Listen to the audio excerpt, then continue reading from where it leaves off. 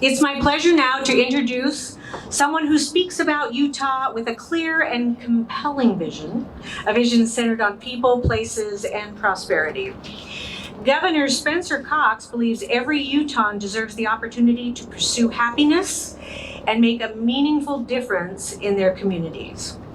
And let's be honest, in today's world, it's refreshing to hear a politician talk about happiness. It's not every day you get to introduce a long-lost cousin. The Governor Spencer Cox and I actually have a lot in common.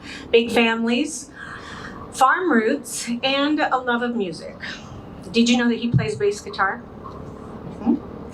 My nephew Travis Osmond got him his first bass guitar and amplifier and gave him his first lesson. You could say that musical talent and public service runs in the family. Please welcome the governor of the great state of Utah, Spencer Cox.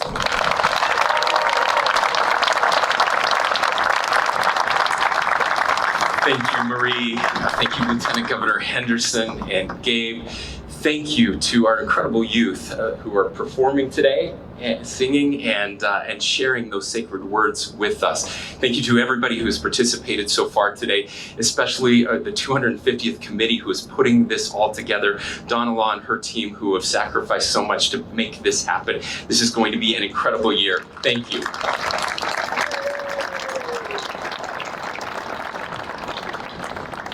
Ladies and gentlemen, I've been looking forward to this day for a long time, 50 years in fact.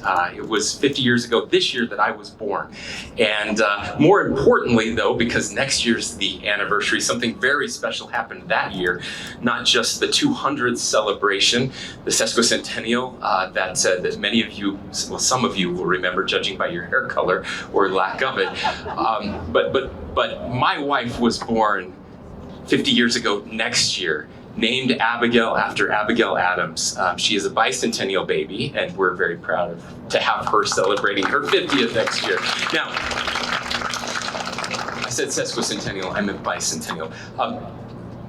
Here we are today, celebrating some words on paper, and not that many words, but they were profound words because they represented an idea that was fairly new, an idea that meant a new experiment, an experiment in self-governance.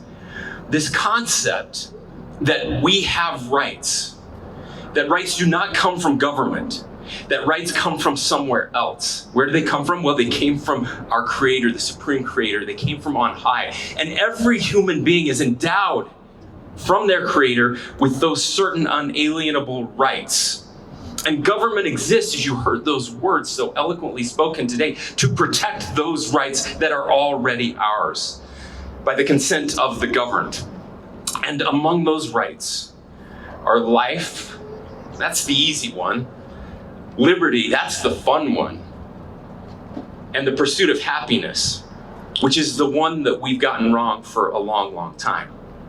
And I'll speak about that in just a second. But these ideas put on paper inspired a movement, a group of colonies, a small group of people about the size of the state of Utah, a little over 3 million people, when they selected then General Washington to lead them against the largest and most powerful superpower on earth, with this crazy idea that God would bless them in their efforts to secure again those rights. And that's exactly what they did. They won, and more inspired words were put on paper, a constitution, a very simple constitution, eventually with a few amendments that were really important to protect our rights. And again, the world began to change as this idea of self-government spread across the globe. Many of those who wrote those words and who voted for those words weren't sure it would last. Some of them guessed that at most 100 years. Most of them never expected that 250 years later, we would be gathering, celebrating those documents and that experiment in self-government. By the end of their lives, many of the founders were pretty sure that the experiment was failing. Alexander Hamilton because we didn't have a stronger federal government. Well, we certainly fixed that and probably went a little too far the other way as we're trying to push back now. Thomas Jefferson was worried that it had failed because of what was happening with regionalism and especially with slavery, knowing that it was going to pull the republic apart. And he was right. It almost did destroy the republic. We had to have a war to solve that one and to banish slavery forever from this free nation. We had others. George Washington was worried that the experiment was failing because of the rise of factionalism and parties that would tear our country apart. He may have been prophetic in that as we see what is happening in our country today, as political tribalism is destroying us and tearing us apart, as we see tragically assassinations attempting and now succeeding in our country because of those factions that George Washington warned us against. But it was John Adams who I believe had the most valid concern of all, because he, along with the other founders, knew that if we didn't have a society who understood what the pursuit of happiness actually meant, that we wouldn't be able to survive as a country.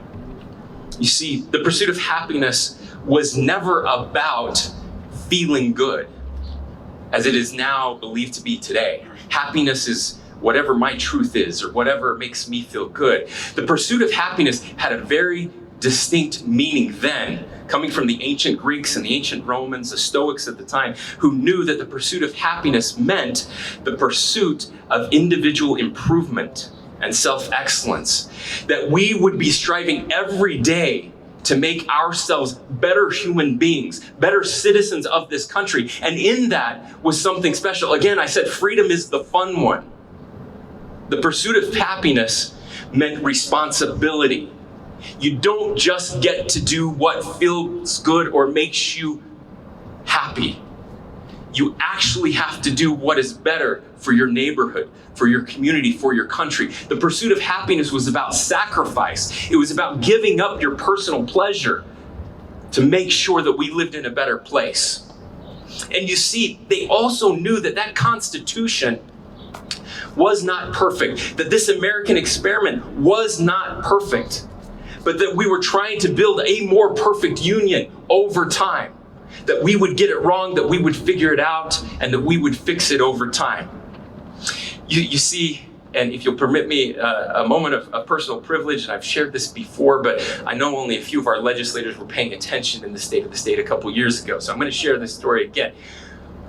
70 years after those words were written on paper, and after a revolution, and after a constitution, and after a Bill of Rights that secured our freedoms, my great-great-great-grandparents, Orville Sutherland Cox and his wife Elvira, were in a town in Illinois called Yellowrong.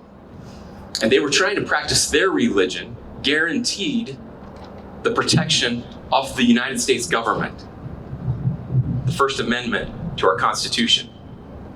And a mob showed up and burned their house to the ground. And the United States did not protect them. The United States, this amazing country that we are celebrating today, 70 years later, it failed them. And so they put what little belongings they had from their house in a wagon, and they left that country to find a place where they could worship according to the dictates of their hearts. And where did they come? Well, they came here, to this place, to this valley that we overlook today. My great-great-great-grandfather was an iron worker and a woodworker. When they arrived in the valley, that first group of people, he was given a responsibility. His first responsibility was to go up into those mountains, to cut down the largest pine tree he could find, to work that tree, bring it down, and plant it in the middle of the public square. For what? To raise the flag of the United States of America, the country that had failed them. But you see, here's the thing. That's not how he saw it. While the Union wasn't perfect yet, he and all those other settlers that came here still believed in the idea of life, liberty, and the pursuit of happiness, believed in the ideal of self-governance, believed that they could make a more perfect union. And so they didn't denigrate the United States of America. They didn't tear it down. They built it up, and they built it better. And here we are today. We are the legacy of all of those people who have come before us, those who put on the uniforms of our country, who went and fought wars, domestic and abroad, to save this union. We are here 250 years later because they believed. They never gave up hope, and we believe today. Are there problems? Are there flaws in our country today? Sure. Too many to name, probably. But I still believe in us. And I know you believe in us, and that's why you're here today. And I believe that we need a new era of patriotism. A patriotism that is like the old era of patriotism. Something that we have forgotten. Something that we need to teach our children, intentionally pass on to our kids and grandkids. That freedom is built here. That responsibility is built here. That we must be better human beings. That there is nothing more un-American than hating our fellow Americans. That unity does not mean agreement, it means working together. It means believing in the institutions that those founders created 250 years ago that are still alive today by the grace of God. And it is incumbent on every Utahn to show the rest of the country what patriotism really means. And I believe that we are perhaps the last best hope of a nation to show a nation what that is, because here we still volunteer. Because here we still give back. Because here we still care about our neighborhoods. Because here we know we can disagree without hating each other.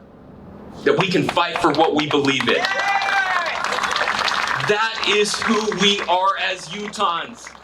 That is who we are as Americans. That's who we were 250 years ago, and that's who we can still be today. So to all of you that are listening, we get a year starting July 4th till next year to celebrate what made this country so unique, so special. We get a year to remember again who we are and why we are. And if we do that together, we here in Utah, 3.5 million people, just like in the days of George Washington, can once again change the course of history. We can get us back on course. And we can make sure that 250 years from now, another group just like us will be assembled here today, celebrating 500 years of the greatest nation in the history of the world.